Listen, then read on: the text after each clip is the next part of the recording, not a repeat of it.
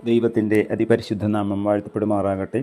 ഈ പുതിയ പ്രഭാതത്തിൽ നമുക്കൊന്നിച്ച് ചിന്തിക്കുവാൻ ലഭിച്ചിരിക്കുന്ന വേദഭാഗം വിശുദ്ധ ലൂക്കോസ് എഴുതിയ സുവിശേഷം 24 അധ്യായം 29 വാക്യം. ഞങ്ങളോട് കൂടെ പാർക്കുക, നേരം വൈകി അസ്തമിക്കാറായല്ലോ എന്ന് പറഞ്ഞ് അവനെ നിർബന്ധിച്ചു. ഇംഗ്ലണ്ടിൻ്റെ തെക്ക് ബ്രിക്സാം എന്ന മത്സ്യബന്ധന തീരത്തുള്ള ആംഗ്ലിക്കൻ സഭയുടെ വികാരിയായി 23 വർഷം ശുശ്രൂഷിച്ച വ്യക്തിയായിരുന്നു റവറൻ ഹെൻറി ഫ്രാൻസിസ് ലൈറ്റ്. 1847 അദ്ദേഹം മരിക്കുന്നത് വരെയും ഈ സഭയുടെ വികാരിയായി സേവനമനുഷ്ഠിച്ചു. ഒരു ദരിദ്ര ഭവനത്തിൽ ജനിച്ചു വളർന്നതിനാൽ വേണ്ടുവോളം പരിപോഷണങ്ങൾ അദ്ദേഹത്തിന് ലഭിച്ചിരുന്നില്ല. തന്മൂലം അദ്ദേഹത്തിൻ്റെ ശരീരം ബലഹീനമായിരുന്നു.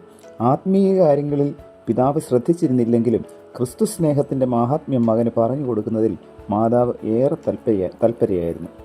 1915 അയർലൻഡിൽ ഒരു സഭാ ശുശ്രൂഷകനായി നിയമനം ലഭിച്ചെങ്കിലും തൻ്റെ ദൈവശാസ്ത്ര പരിശീലനവും പ്രായോഗിക ജീവിത ക്രമീകരണവും തമ്മിൽ വലിയ അന്തരമുണ്ടായിരുന്നു. രോഗശയ്യയിലായിരുന്ന സമയത്ത് ഒരു സുഹൃത്തിൽ നിന്ന് ലഭിച്ച രക്ഷയെക്കുറിച്ചുള്ള ശരിയായ ഉപദേശമാണ് അദ്ദേഹത്തെ രൂപാന്തരപ്പെടുത്തിയത്. ഈ യഥാർത്ഥ ഉപദേശം ലഭിച്ചതോടെ ക്രമീകൃതമായ വചനപഠനവും അദ്ദേഹം ആരംഭിച്ചു. ദിവസങ്ങൾ കഴിയുന്തോറും അദ്ദേഹത്തിൻ്റെ ശാരീരിക സ്ഥിതി വഷളായിക്കൊണ്ടിരുന്നതിനാൽ കോൺവാളിലേക്ക് തിരികെ അദ്ദേഹം വന്നു. ഇവിടുത്തെ ചെറിയൊരു അടിവാരത്തിൽ വെച്ചാണ് തൻ്റെ ഭാവി പത്നി മിസ് ആനി മാക്സ്വെല്ലിനെ അദ്ദേഹം കണ്ടുമുട്ടിയത്.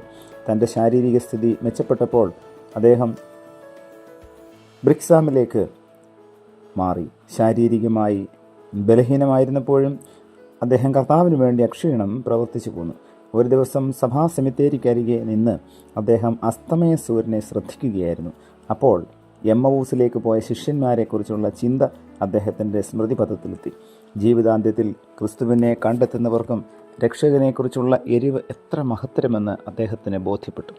ശിഷ്യരുടെ എമ്മവൂസ് അനുഭവത്തെ തൻ്റെ ജീവിതവുമായി തുലനം ചെയ്തപ്പോൾ പരിശോധനകളെ അതിജീവിക്കുവാൻ ക്രിസ്തുവിൻ്റെ സാന്നിധ്യം എത്രയും വിലപ്പെട്ടതാണെന്ന് അദ്ദേഹം മനസ്സിലാക്കി.